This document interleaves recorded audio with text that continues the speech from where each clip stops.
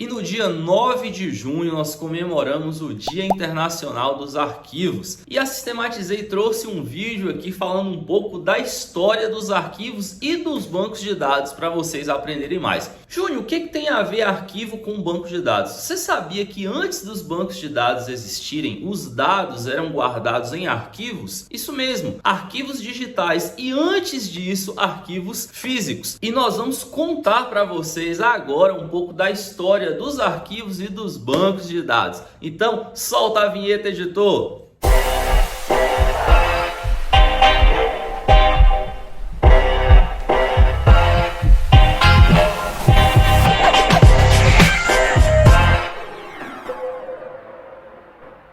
Banco de dados, pessoal. 9 de junho, Dia Internacional dos Arquivos, a memória do mundo passa por aqui. Júnior, o que tem a ver banco de dados com arquivos? Vamos lá, eu vou explicar para vocês, contar um pouco da história do banco de dados, como que surgiu, o que é um banco de dados. Talvez você trabalhe com Proteus e não saiba o que é um banco de dados, principalmente você que está começando agora. Então, da necessidade ao surgimento, a necessidade do homem em registrar eventos, né? Desde as técnicas de pinturas pré-históricas até as inscrições hieróglifas dos egípcios, aquelas inscrições antigas, aqueles desenhozinhos e tudo mais, dos homens, das cavernas. Pessoal, os primeiros registros das informações foram feitos assim. Aqui você tem o exemplo número 1, exemplo de hieróglifos que demonstram como os antigos egípcios registravam suas informações importantes. E do outro lado, eu vou mostrar para você como foi o upgrade desses arquivos, nesses escritos aí nas paredes das cavernas. As bibliotecas são exemplos de que livros, jornais e revistas ainda são meios comuns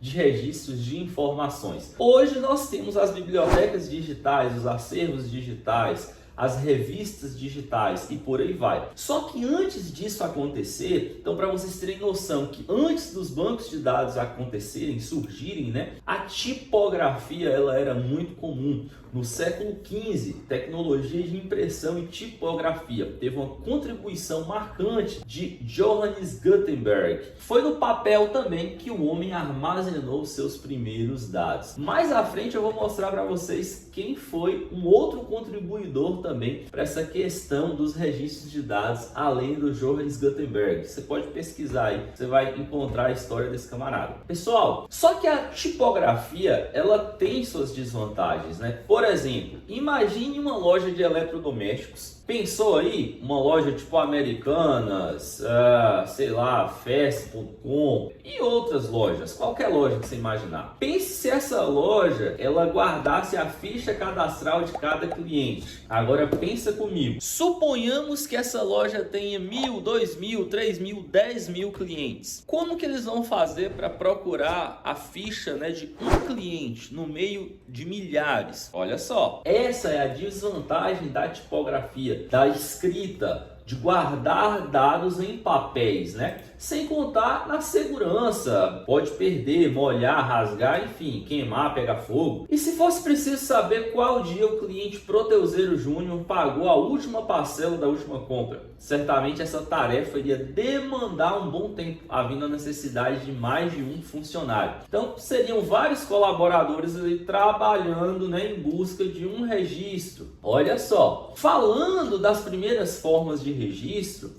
provavelmente você, colaborador, você proteuseiro, recebe, né, um extrato das suas horas ou seu holerite mensal, seu salário. Hermann Hollerith, o fundador da International Business Machines ou IBM, ele foi um dos fundadores da IBM. Ele criou a fita de papel perfurada, os cartões perfurados e ele fez o registro da população americana em 1889. Então foram as primeiras formas, né, de armazenamento de dados em arquivos, em cartões perfurados, que depois isso virou o que nós temos hoje, os bancos de dados. Então, Quando você vê lá no Proteus, SQL Server, Oracle e por aí vai, nem sempre foi assim. Os sistemas eles não existiam, então tudo era no papel e na caneta, né? Depois foi tendo o upgrade. O próprio Proteus antigamente não tinha todo esse mecanismo tecnológico que nós temos hoje. Eram em arquivos, eles faziam o update máquina por máquina. Hoje já é tudo diferente. Então, pessoal, olha a contribuição desse cara. Por isso que nós chamamos de Olerite, né? Ou contra-cheque é um demonstrativo impresso de vencimentos de um colaborador pertencente ao setor público ou privado. Então, quando você recebe o seu Olerite ou seu recibo de pagamento de salário, o termo deriva do nome de Hermann Hollerith, beleza? Gostou? Eu acho que eu mereço um like só por essa curiosidade, hein? Deixa o seu like e ative as notificações. Desenvolvimento dos bancos de dados computadorizados. Praticidade, eficiência, rapidez na consulta e confiabilidade das informações. Aqui você tem a imagem de um arquivo de aço. Como ainda existem, né, em várias empresas, eles ainda insistem em ter arquivos, tanto que surgiram empresas de digitalização de arquivos. Hoje, se vocês forem observar, todos os processos do Tribunal de Justiça são digitalizados. São processos digitais. Então, os arquivos físicos saíram de cena, né? Porque os bancos de dados, eles têm a capacidade, né, de armazenar dados de maneira estruturada. Júnior, como assim estruturado? São conjuntos de dados que se relacionam com o intuito de formar algum sentido, alguma informação. Como assim? Me dê um exemplo. Eu vou pegar um exemplo bem antigo e vou mostrar para você. Com certeza você já consultou os dados de alguma empresa em uma lista amarela. Sabe o que é lista amarela? Eram aquelas revistas que tinham os dados de todas as empresas. Você procurava o número telefônico das pessoas e por aí vai. Então, olha só, com certeza você, seu pai ou seus avós já usaram essa agenda aqui, ó. Uma agenda que na época era bem chique, aí você usava para anotar tudo, fichário e por aí vai. E tinha também a famosa lista telefônica ou páginas amarelas. Então, veja só, esses são exemplos de bancos de dados físicos que existiam antigamente. Júnior, mas uma lista telefônica era um banco de dados? Sim, pessoal, era um banco de dados. Ali estavam os dados das pessoas de forma estruturada: nome, telefone, endereço, os dados das empresas, nome, CEP, endereço, telefone e por aí vai. A própria agenda você cadastra os dados de forma estruturada. Aí eu venho e trago uma outra curiosidade para você. O computador ele não processa informações, ele processa dados. Então, um computador armazena e processa dados e não informação. Um exemplo, dado, temperatura 32 graus. O que isso vai mudar em sua vida, o número 32? Não vai mudar nada. Já a informação, ela é a união de vários dados, né? Ela é uma coleção de dados. Júnior, como assim uma coleção de dados? Vamos lá. Esse 32 aqui está se encaixando aqui, ó. Por conta da alta temperatura, 32 graus, hoje, terça-feira, está quente. Isso faz sentido, porque são vários dados, alta temperatura, o dia. Então isso faz com que você mude a sua rotina ou tome alguma decisão. Para você tomar as decisões com dados, eles precisam se transformar em informação. Trouxe outro exemplo, dados estruturados: nome, cargo, sexo e cidade. José, vigilante, sexo masculino, cidade de Salvador. Dentro do banco de dados, você aplica um comando chamado select. Você seleciona esses dados, diz qual tabela você vai estar selecionando e aí você vai ter uma informação. José é vigilante do sexo masculino e mora em Salvador. Se você tiver só o nome aqui, vigilante, não vai adiantar nada. Só o nome, José, só o sexo, só a cidade. Agora, quando você une esses dados, eles viram informação. O repositório de dados, trouxe novamente aqui para vocês, ó, o antigo fichário. Lembra disso? Fichas de registro. Isso eram bancos de dados. Hoje, tudo isso passa para uma tela de sistema. Você está vendo aqui? Passa para uma tela chamada cadastro de cliente. E eu vou mostrar para você agora a tela do Proteus. Olha só, isso aqui substitui a antiga ficha de registro, né? Essa é a forma com que você cadastra os seus clientes, com que você grava os dados, com que você diz para onde irão os dados. Você digita os dados aqui de forma estruturada.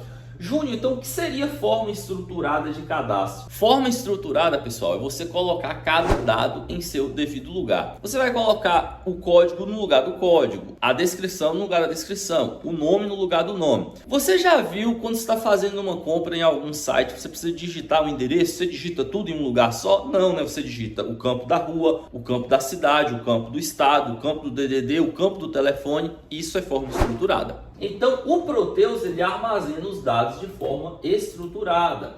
O Proteus feito pela TOTOS, ele armazena os dados de forma estruturada. Aqui, pessoal, vejam só, quais são os ingredientes para um banco de dados? Um banco de dados ele precisa de fonte de informação para extrair esses dados. Qual é a fonte de informação do Proteus? Depende, se você estiver cadastrando um funcionário, um produto, você vai pegar a ficha técnica desse produto ou os dados desse funcionário, desse cliente, desse colaborador e colocar lá. Interação com o mundo real, público interessado no conjunto de dados.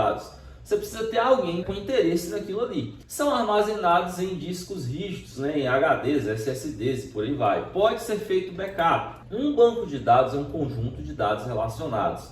Já um SGBD é um sistema gerenciador de bancos de dados. É uma coleção de programas. E eu vou mostrar para vocês aqui na prática o que é um SGBD e a diferença de um SGBD para um banco de dados. Um SGBD ele permite a criação de dados, definição, manipulação dos dados e backups. Esse aqui é o SQL Server, pessoal. É o SGBD que eu estou utilizando para criar o meu banco de dados que está conectado ao Proteus. Júnior, então existem outros? Sim, existe Oracle, PostgreSQL, MySQL, Firebird. Vocês vão ver aqui na nossa aula alguns exemplos de SGBDs. SGBD é todo o programa que é usado para gerenciamento dos bancos de dados. E você pode ter mais de um banco de dados dentro de um SGBD. Então, veja só, nós temos aqui o Proteus 12, Proteus 12 1.27, Proteus 12 1.33. Esses são os meus bancos de dados que estão dentro desse SGBD do SQL Server. Então eu posso ter outros sistemas que usam bancos de dados e estejam dentro do mesmo SGBD que o Proteus. Quando eu falo de dados estruturados, olha aqui a tabela de cliente, ó. Uma coluna para código, uma para loja, uma para nome, uma para pessoa, se é físico ou é jurídica, uma para nome reduzido, outra para endereço. E aqui eu aplico o meu comando de seleção e eu posso dizer quais são os campos que eu quero trazer aqui, ó. Olha só.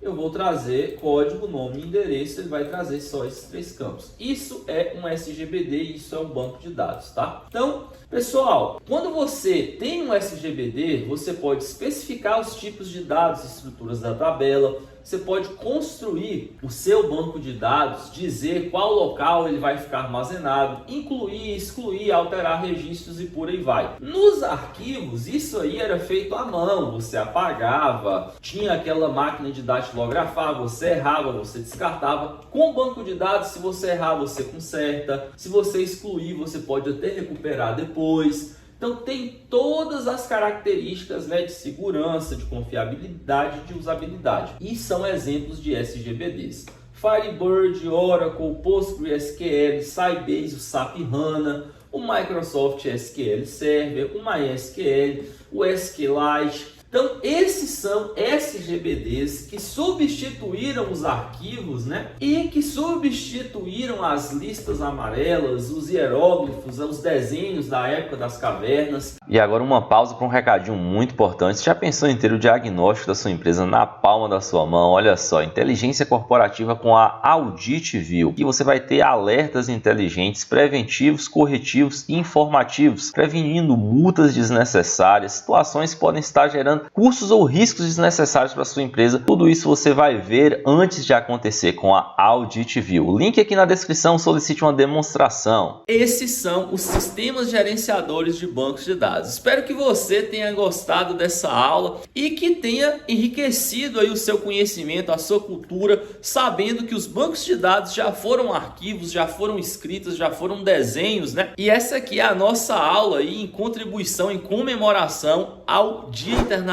dos Arquivos, que foi 9 de junho. Nós estamos em junho, então o mês dos arquivos. Compartilhe com quem você conheça, né? Passe para frente esse conhecimento. Não deixe de se inscrever no canal e ativar as notificações. Valeu, Proteuzeiro, até o próximo vídeo.